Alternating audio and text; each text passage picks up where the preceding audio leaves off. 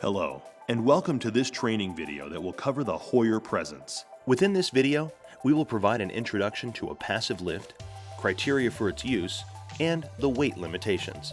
In addition, we will explain the features and proper placement of the full-back sling, as well as a demonstration with step-by-step instructions on how to transfer a resident.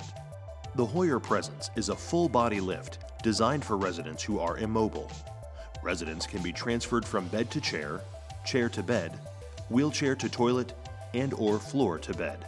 The presence cannot be used on residents weighing over 500 pounds. The presence has two cradle options. One is the loop-style cradle, and the other is the clip-style cradle.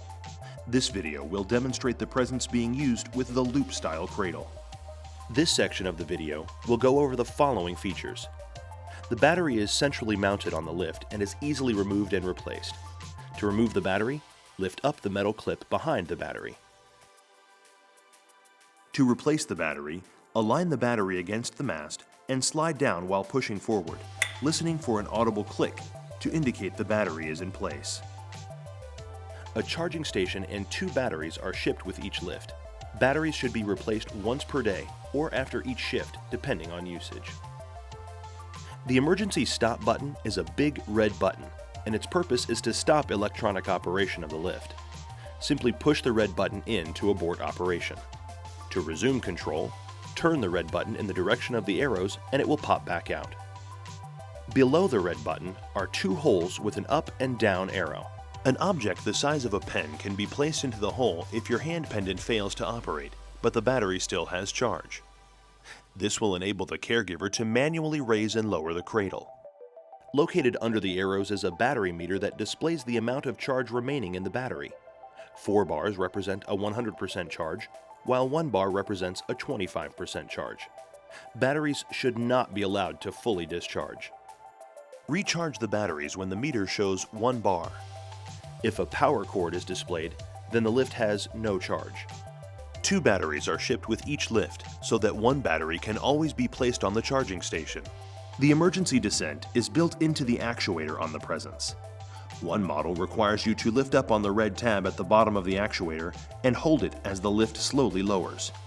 If your lift has the Smart Monitor feature, here is what you need to know about this model control box. Below the emergency stop are 4 buttons. The up and down buttons are redundant controls for raising and lowering the presence. The sideways arrows are redundant controls for opening and closing the base of the presence. This system will work if the remote fails to operate properly, but the battery still has a charge. The red collar at the top of the actuator is used to provide additional safety if there is a battery failure. Turn the collar clockwise to slowly lower the resident down safely. Located under the redundant controls is an LCD display. The battery status display indicates the amount of charge in the battery. When the display shows half full, it is time to replace the battery.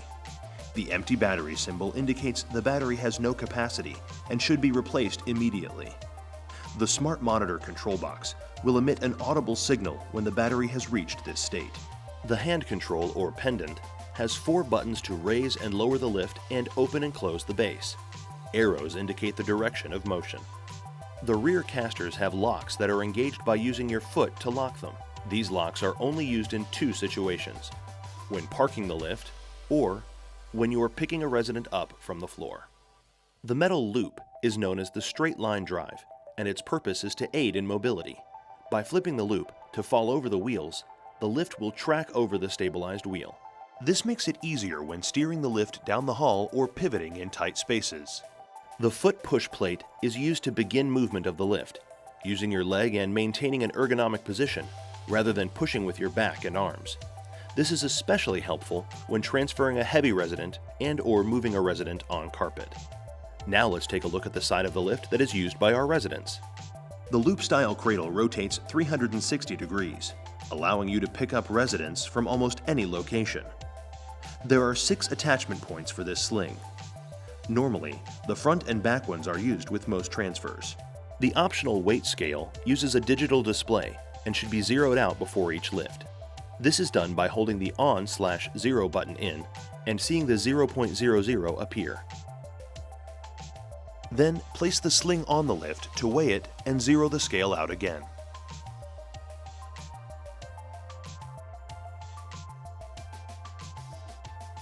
Be sure the resident is not in contact with anything other than the lift when reading the weight. A recall button is available if you walk away from the lift without transcribing the weight. This will only recall the last patient weighed. You can push a button to select the reading in either pounds or kilograms. The Presence has a long lifting range, allowing residents to be transferred in virtually all environments. The Presence can be operated with the legs in any position, whether open or closed or in between. Hoyer Pro lifts are tested for safety in all transfers.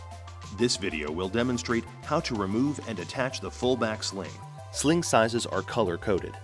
A brown trim is used for pediatrics. The red trim is used for small slings. Yellow is a medium sling. Green is large, and blue is extra large.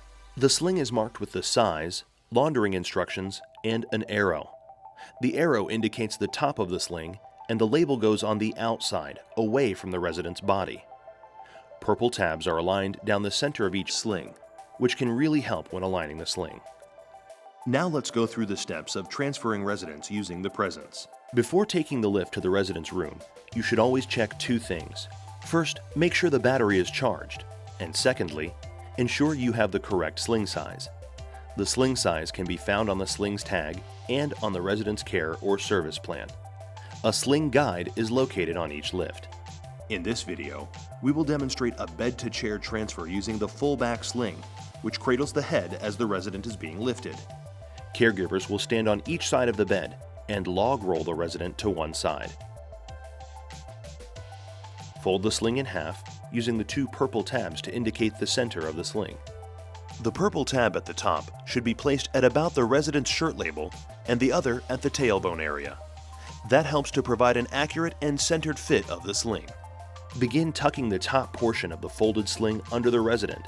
Then, roll the resident to the opposite side and gently spread the sling out flat so that the resident is lying evenly on the sling.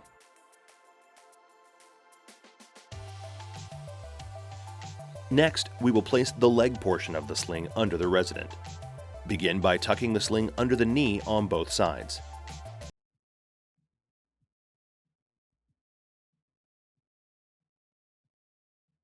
Then thread the right leg strap through the dignity strap on the left leg strap.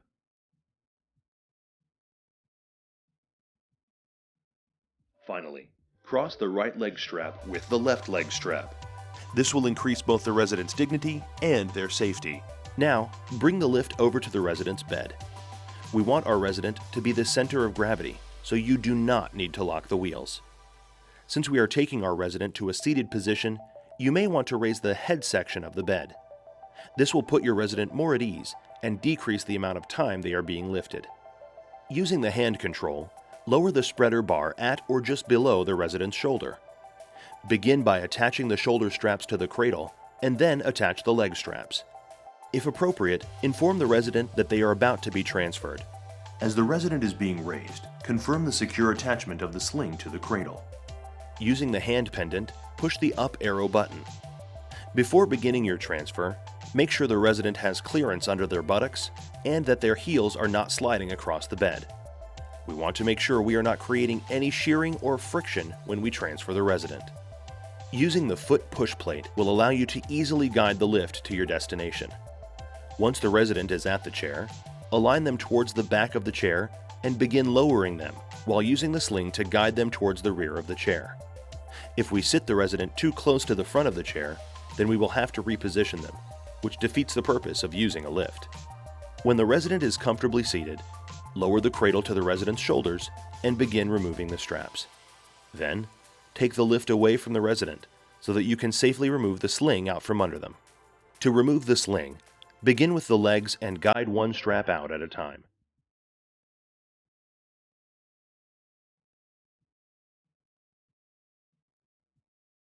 Then, guide the sling out from behind the resident. When transferring a resident from a chair to the bed, you will lean the resident forward and slide the sling down the resident's back. Position yourself on one side of the resident's leg and slide the sling under their thigh. Repeat this process on the opposite side, and then thread the dignity strap through the leg portion of the sling. The resident is now ready to have the lift brought to them. Simply attach all 4 points of the sling just as we did before. For lifting an individual that has fallen to the floor, please follow your company policy regarding post-fall protocol, medical evaluation, and approval for transfer. Always explain the lift procedure in advance. Proper positioning of the lift may require moving the resident with a slide sheet or blanket. Place the sling in the same manner as outlined for transfer from bed. A pillow may be added for comfort. With the legs in the open position, the Hoyer presence is brought into position by approaching from the head end of the individual. Engage the locks on the lift casters with your foot by pushing down. The cradle is lowered into a position such that the sling can be easily attached to the cradle. Attach the sling loops to the cradle, making sure they are secure. Explain that you will now begin the lift. As the sling is drawn upwards, confirm the secure attachment of the sling to the cradle.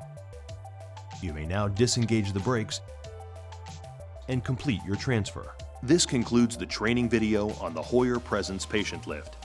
Thank you for watching, and if you need more information or further assistance, please call our 800 number or visit our website at www.joerns.com.